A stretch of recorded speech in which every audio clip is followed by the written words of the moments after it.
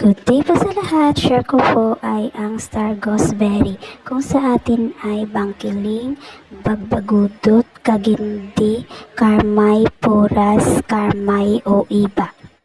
Una, kumakain ng isang dakot na hinog na mga bunga nito tumutulong sa clearing ng bituka.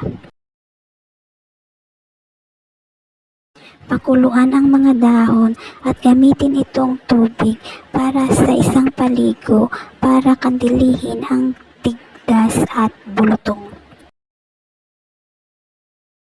Ang dekoksyon ng mga ugat, bababain ang lagnat. Ang ugat minasa ay inilapat sa labas para pigilan ang nangangati at para gamutin karaniwang mga karamdaman sa balat. Karaniwang dosis 20 gramos ng preskang damong gamot o halaman ay ginagamitan ng 1 litrong tubig.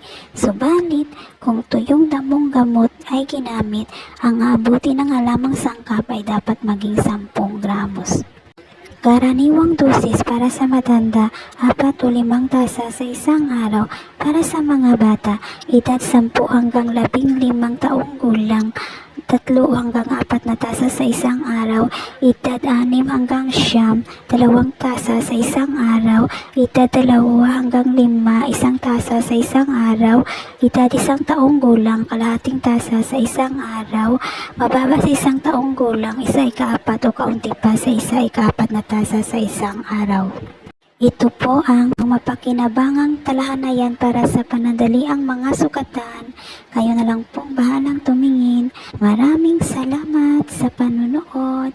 See you on my next post. Thanks!